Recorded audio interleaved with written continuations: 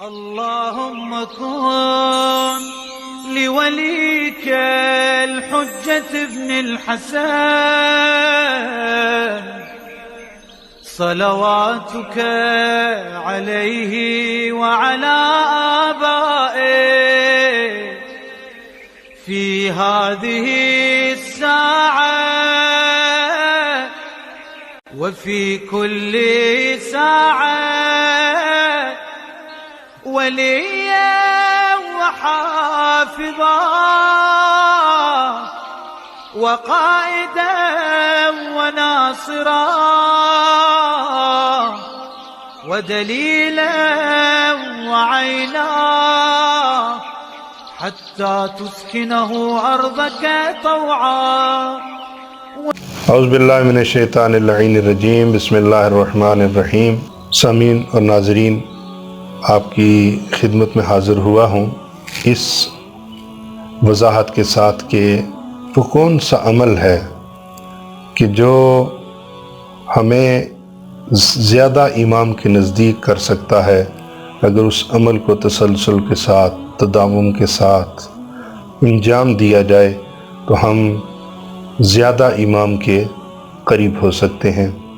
تو اس میں سب سے پہلا نقطہ یہ ہے کہ اگر ہم اپنے اس مختصر سے وجود پہ احکام خداوندی کا نفاذ کر لیں تو یہی اعمال کا انجام دینا اور محرمات سے بچ جانا یہ ہمیں اپنے امام کے بہت قریب کر دیتا ہے.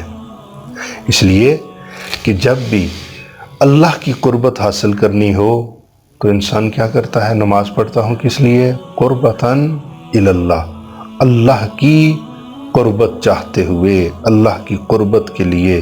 تو بس اس سے یہ مطلب بھی پتہ چلتا ہے کہ اگر اللہ کی قربت اوامر کے انجام دینے اور نواہی کے اجتناب میں ہے تو اللہ کے نمائندوں کا قرب بھی اوامر کے انجام دینے اور اس کے منع کیے ہوئے کاموں سے رکنے میں ہے. یہ پہلا نقطہ. اور پھر اسی کی تائید میں بہت ساری ہمیں کتابوں میں واقعات بھی ملتے ہیں. چنانچہ اس ضمن میں کہ امام سے کیسے ہم مربوط ہو سکتے ہیں بہت سارے واقعات ملتے ہیں. جناب شیخ کلینی اور جناب تبرسی نے زہری سے روایت نقل کی ہے کہ انہوں نے مدتوں امام زمانہ کی خدمت میں پہنچنے کی سخت کوششیں کی، انتھک کوششیں کی، اور یہاں تک کہ نائب امام کے دوسرے نائب خاص محمد بن عثمان کی خدمت میں یہ پہنچتے ہیں اور مدتوں ان کی خدمت کرتے ہیں اور پھر اپنا مدعا بیان کرتے ہیں.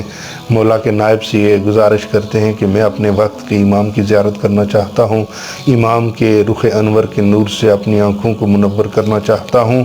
چنانچہ اس نے نہایت منت اور سماجت کی. تو پھر امام کے اس دوسرے نائب نے یہ کہا کہ کل صبح تم تشریف لے آنا، آ جانا. چنانچہ ایسے ہی ہوا، دن رات گزری، دن طلوع ہوا، یہ دوسرے دن صبح پہنچتا ہے اور کیا دیکھتا ہے کہ امام کے دوسرے نائب وہ ان کے پاس ایک خوش قیافہ نوجوان، مہکتا ہوا چہرہ، خوش قیافہ، خوبصورت، حسین اور جمیل نوجوان موجود ہے. محمد بن عثمان نے اس نوجوان کی طرف اشارہ کرتے ہوئے جب وہ آئے تو انہوں نے کہا، محمد بن عثمان نے کہا اس نوجوان کی طرف اشارہ کرتے ہوئے کہ یہ وہ ہیں کہ جن کی تم جستجو میں تھے. اس ملاقات میں انہوں نے دوبارہ فرمایا کہ خدا کی رحمت سے دور ہے وہ شخص جو صبح کی نماز میں اتنی تاخیر کرے.